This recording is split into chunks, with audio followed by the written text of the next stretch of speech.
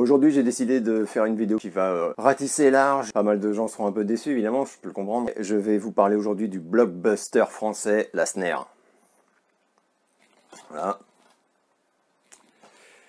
Donc Lassner, pour ceux qui ont vu ma vidéo sur le tour du bureau, vous aurez remarqué qu'il y a une affiche, elle a bougé, elle est ici maintenant.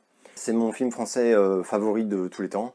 C'est tout à fait subjectif et personnel. J'aime assez peu de films français de toute façon, j'en ai peu. Les films français que j'aime au point de les avoir en DVD par exemple, sur un tout petit rayon. Il doit y avoir Garde à vue, Une affaire de goût, un autre film fabuleux dont je parlerai peut-être un jour avec Giraudot, totalement méconnu injustement.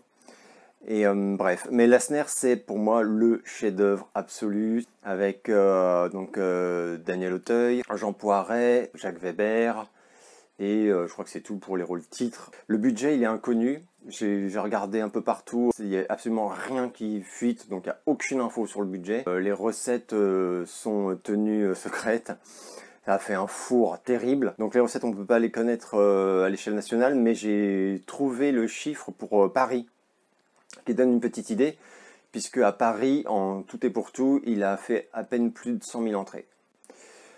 Donc voilà. Alors néanmoins, Daniel Auteuil a eu une nomination au César pour son rôle dans Lassner, mais il ne l'a pas obtenu. Totalement injuste évidemment, de mon point de vue. Donc Lassner, dès sa sortie, c'est un film qui s'est fait un peu bouder par la critique. Enfin, ils ont tous fait un peu la fine bouche.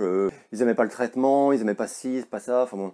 Moi, je sais même plus comment je l'ai vu, ce film, mais en tout cas, donc, bien que, surtout à l'époque, j'étais extrêmement littéraire, donc j'aurais pu connaître Lassner, mais je ne le connaissais pas.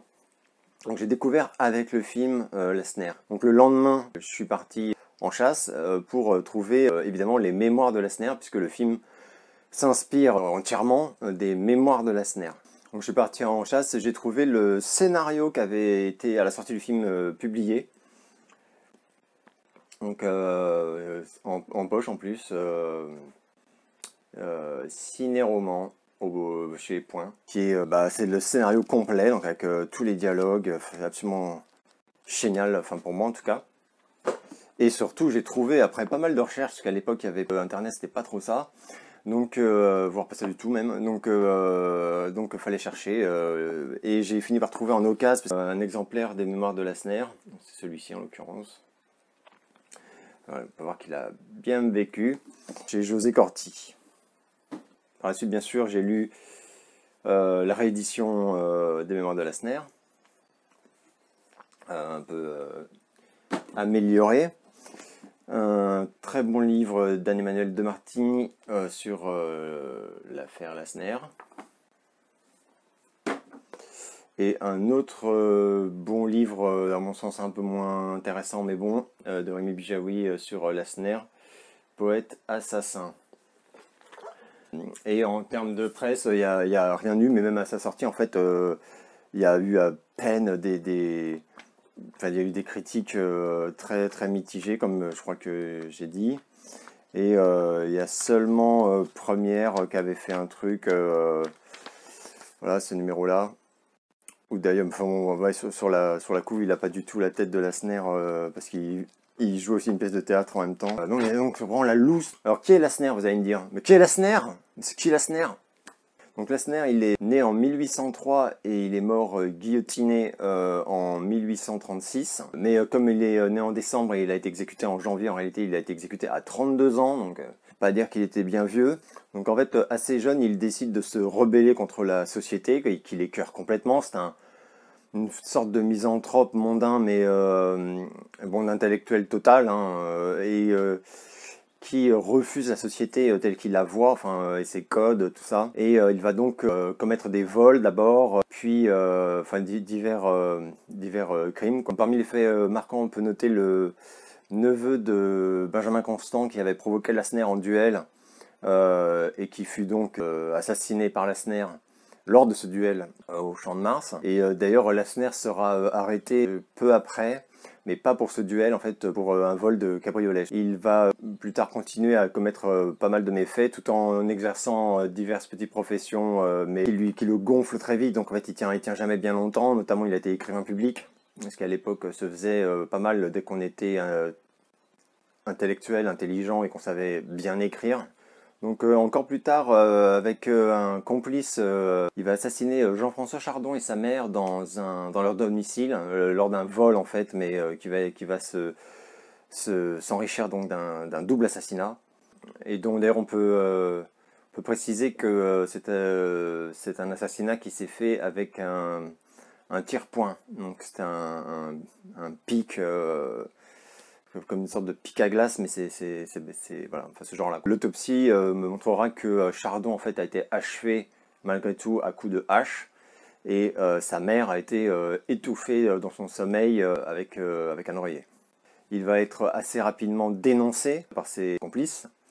Il va donc être arrêté et il va avouer tout. Mais il va également démentir, parce qu'il y a beaucoup de mensonges qui sont dits sur lui, et il va mettre un point d'honneur à rétablir la vérité. C'est une affaire qui fait énormément de bruit à l'époque en France, d'autant qu'elle concerne donc un individu qui est extrêmement intelligent, qui est un intellectuel, qui connaît les bonnes manières, qui s'exprime bien mieux que la plupart des gens. Et d'ailleurs, les journaux vont se passionner pour Lassner, vont être complètement fascinés par notamment son aura, sa tchatch, enfin tout ça. Et le garde des Sceaux va s'en inquiéter durant la préparation du procès. Va en fait s'alarmer du mouvement de sympathie pour Lassner qui est en train de naître chez le peuple, puisque le peuple partage pas mal des points de vue développés par Lassner dès qu'il a la parole, où il dénonce donc le système. D'ailleurs, lors du procès, Lassner va totalement ridiculiser ses complices, ex-complices, parce qu'ils ce sont des gens très simples, même assez bêtes, en fait, c'est vraiment les criminels de bas niveau, quoi. Alors que lui est d'une intelligence vraiment redoutable, et en plus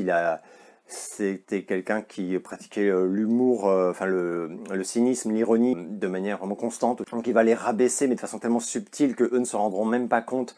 Donc quand on lit les comptes rendus du procès, enfin c'est tragicomique. Enfin, on voit que même le juge rit parce que Lassner est spirituel et très drôle, et que les autres ne comprennent même pas quand ils se contredisent, ou quand lui leur met le nez dans leurs mensonges. Ils n'ont pas le niveau, ils ne comprennent pas ses tournures de phrases. Enfin, bon. Un fait extrêmement marquant, c'est que Lassner va réclamer la peine de mort. C'est-à-dire que dès le début, il va dire il refuse une condamnation en perpétuité, et il demande la guillotine. Eh oui, messieurs, je n'ai égorgé que pour vous contraindre à achever mon suicide. Et vous y voilà forcés. J'arrive à la mort par un mauvais chemin. J'y monte par un escalier. Mais bon Dieu, j'y vais! Et il commence à écrire ses mémoires. C'est donc un littéraire, c'est un auteur, un écrivain, mais il ne s'était pas arrêté, on pourrait dire, de vivre pour écrire. Donc il a profité de son emprisonnement pour écrire ses mémoires, qui sont donc sa seule œuvre à ce jour, dans laquelle on a, enfin les éditions ont rajouté donc divers poèmes, divers articles, quelques poèmes assez magnifiques. Et les mémoires de Lassner sont devenues totalement cultes, mais elles n'ont été publiées dans leur intégralité et sans censure que très tardivement, dans les années 60-70 je crois. Et avant cela, où l'État ou les éditeurs avaient fait en sorte systématiquement de censurer certains passages qui condamnaient un peu trop violemment la société, ou avec un peu trop d'intelligence, on va dire. Aussi certains autres passages qu'ils estimaient dangereux, en cela qu'ils pouvaient convaincre et séduire le lecteur. Et quand on lit les mémoires de Lassner, on est absolument tétanisé par son intelligence, l'analyse féroce qu'il fait de la nature humaine, et son talent, enfin son génie même, dans sa manière d'écrire et son regard sur la société. Regarde! Regarde où tu finiras!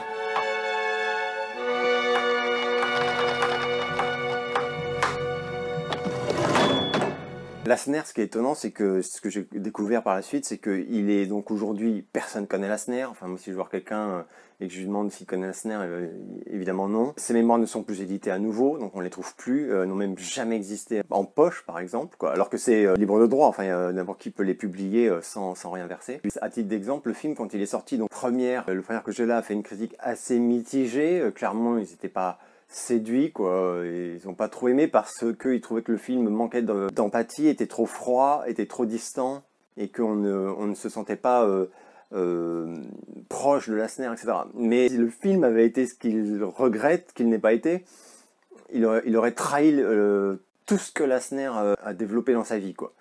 Donc le film de Francis Giraud, il est réussi parce qu'il est justement froid et cynique, comme l'était Lassner. Faire un film trop émouvant ou je sais pas quoi machin, ça n'aurait eu aucun sens. Pire que ça aurait été une trahison, quoi. Ce garçon a été mal aimé. Je dis pas que c'est à cause de ça qu'il a mal tourné. Il a mal tourné parce qu'il devait mal tourner. Et même plus tard, c'est-à-dire même adulte, il a énormément plu. Il a séduit, mais c'est pas sûr qu'il ait été aimé. Je dis ça comme ça. Studio du magazine à l'époque, pareil, ils ont pas trop aimé. Enfin, je pense qu'ils ont rien compris. Enfin, il y a quand même beaucoup de. Enfin, pour moi, c'est un film qui a pas été compris, quoi. Et d'ailleurs, un petit truc qui est assez marrant, enfin assez révélateur en fait. Parce qu'à la sortie du film de Francis Giraud en France, donc il a fait donc un four, quoi. Il a eu un article à sa sortie dans le New York Times. Et quand je dis un article dans le New York Times, c'est qu'il y a eu... Enfin, je vais vous le mettre, en fait, vous allez comprendre. Mais c'est un truc que les films français n'ont pas d'habitude. Enfin, ou alors il faut vraiment que ce soit des énormes films avec des méga stars. Et encore, je suis même pas sûr. Donc là, le New York Times a parlé de ce film français sur Lassner qui sortait. Bon, voilà, donc ça vous donnera une idée quand même de... étrangement quand même, alors qu'il est inconnu chez nous, le potentiel qu'a ce nom à l'étranger. Puisqu'on je parle de ça, on le dit pas vraiment, mais Lassner a été, on pourrait dire, admiré en tout cas, il va dire l'idole malsaine, mais c'est pas ça, mais il a été en tout cas admiré par Baudelaire, qui était en adoration devant les mémoires de Lassner. Il a inspiré à Dostoïevski son livre Crime et Châtiment, donc voilà, c'est comme pas mal. Il a aussi très fortement inspiré le 4e chant des Chants de Maldoror de Lautréamont et Isidore Ducasse. Il était admiré également par Balzac. Enfin, la liste est assez longue. Donc voilà, donc des gens en fait que vous connaissez, admiraient Lassner, et alors que voilà, je suis sûr que vous ne le connaissez pas, ce qui est bien normal, puisque juste personne n'en parle. Donc pour en revenir au film, moi je l'ai trouvé absolument fabuleux, remarquable. J'ai trouvé que Jean Poiret était extraordinaire. Daniel Auteuil est possédé, enfin complètement. C'est clair qu'il s'est totalement investi parce que les mémoires de Lassner, dont il dit qu'il connaît des pages par cœur, l'ont complètement mis KO, quoi.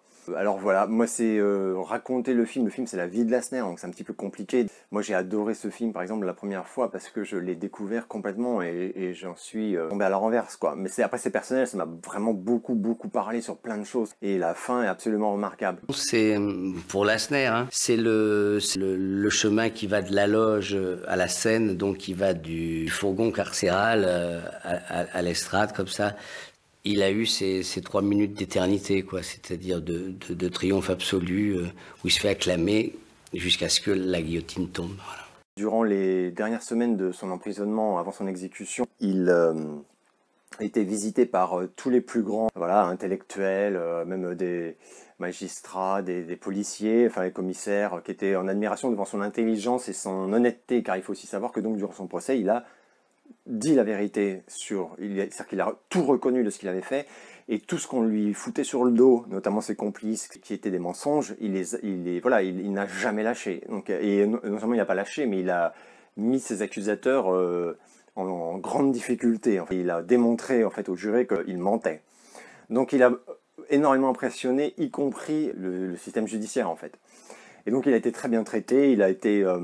Et voilà, il recevait des visites mondaines dans sa cellule. Enfin, vraiment, c'est assez spectaculaire de voir ça. Et il a pardonné à son principal complice, celui qui faisait partie de l'excursion du double assassinat. Il lui a pardonné dans les derniers jours. Il lui a même offert ses conditions, puisque lui avait donc droit à des repas complètement incroyables, avec des dinos chandelles tranquilles, alors que ses compagnons qui étaient dans la même prison n'étaient pas logés à la même enseigne du tout. Mais absolument pas, parce que lui recevait aussi beaucoup de cadeaux de gens puissants qui étaient honorés, par exemple, d'aller passer 1 heure avec lui, discuter dans sa cellule pour parler littérature, société, etc. Et il a été exécuté comme il avait dit qu'il le serait, c'est-à-dire qu'il n'a pas fléchi, il n'a montré aucune hésitation, aucune peur, aucun regret, Il a été exécuté, donc sur la place publique quand même, donc à l'époque c'était comme ça. Et d'ailleurs, c'était tellement en fait un affront à toute une section de la politique et du gouvernement, tout ça, que on a demandé au principal journal de l'époque, dont j'ai oublié le nom, mais qui était l'équivalent de, je sais pas, Libé ou Le Monde, de mentir et de faire un compte-rendu de l'exécution de Lassner en disant qu'il avait tremblé des genoux, qu'il avait supplié, enfin il était mort en lâche, quoi. Enfin que finalement, ces belles paroles c'était du vent. Histoire de bien en fait calmer le feu aussi qui commençait à vraiment à prendre de l'ampleur avec beaucoup de gens qui s'émerveillaient de son intelligence, de son regard très dur sur la vie, la société et la nature humaine, et qui représentait donc une sorte de danger. Et le chef de la police a ordonné qu'un démenti soit publié, puisque lui avait évidemment assisté à l'exécution de Lassner, et bien qu'étant son adversaire en termes voilà, c'était un chef de la police et un criminel, mais bon, ils avaient noué une amitié très forte, tous les deux, et donc il a dit que non, c'était faux, puisque lui, il y était, et il pouvait témoigner que Lassner était mort, comme il l'avait dit, sans fléchir, sans hésiter, et clairement décidé à s'en aller. Et à s'en aller surtout comme ça, quoi. Il y a eu beaucoup de remous, et ça a mis un bon moment avant qu'il soit reconnu unanimement que oui, effectivement, il était mort dignement. Donc voilà, moi c'est un film que je vous recommande. Je me fais pas trop d'illusions sur... mais bon, si jamais il y en a un ou deux qui le tentent. Il est en VOD, j'ai vu absolument partout. Par contre, le DVD est devenu totalement introuvable. J'ai eu la chance de le choper à sa sortie. Et d'ailleurs, pour l'anecdote, en 2005 ou 6 peut-être, je me baladais vers Saint-Michel, Cluny-la-Sorbonne, tout ça, pour ceux qui connaissent. Et je croise Daniel Auteuil. Donc bon, il était tout seul, je sais pas, il flânait, j'ai l'impression qu'il devait rejoindre quelqu'un, enfin je sais pas trop. Et j'ai hésité un quart de seconde, et je me suis dit, dans la mesure où je vais pas aller le voir pour lui demander de m'imiter une scène des Soudoués ou je ne sais quoi, je savais en fait que personne lui parlait de ce film, enfin c'est un bide, hein, sa carrière, quoi. Et je me suis dit, ah allez, je vais 2 secondes, ça va pas le faire chier, je vais juste lui dire merci pour Lassner, quoi. Ça va le surprendre, c'est sûrement pas un truc qu'il entend tous les jours, quoi. Donc je suis allé le voir et voilà, je lui ai dit, je m'excuse de vous déranger, c'est juste pour vous remercier pour Lassner. Et il était tellement stupéfait que il m'a souri, il a rigolé et il m'a dit ah mais ça me fait trop plaisir et tout. Alors bon voilà, bon, c'était drôle, c'est super gentil. Ça a duré 2 minutes quoi. Enfin 2 minutes parce que je suis parti parce que moi je déteste, je ne supporte pas d'embêter les gens en fait. Donc je me doute bien qu'il avait autre chose à foutre, donc, mais il a été absolument adorable. Et clairement, il était très touché. Enfin, on a tout petit peu parlé du coup de Lassner.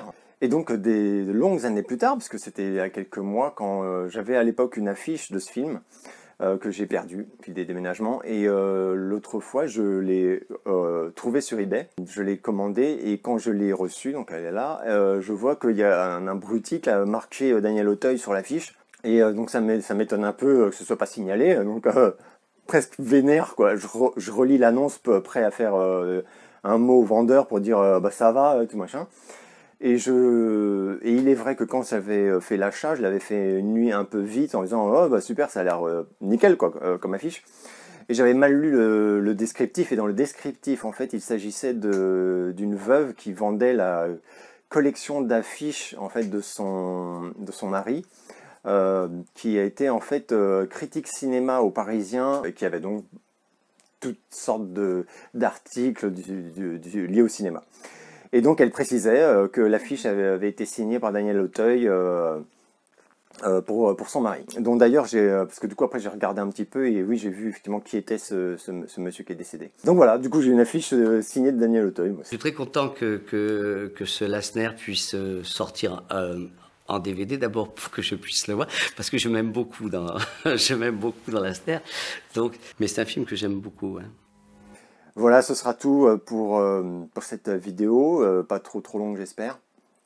Et moi je vous recommande ce film, qui n'a absolument pas eu ni les critiques qu'il méritait, ni l'accueil public, mais bon il n'est pas grand public. Par contre c'était évident que ce serait pas un succès d'entrée quoi, mais bon là vraiment un four comme ça c'est une honte quoi. Bref, j'espère que vous allez bien et rendez-vous dans une prochaine vidéo.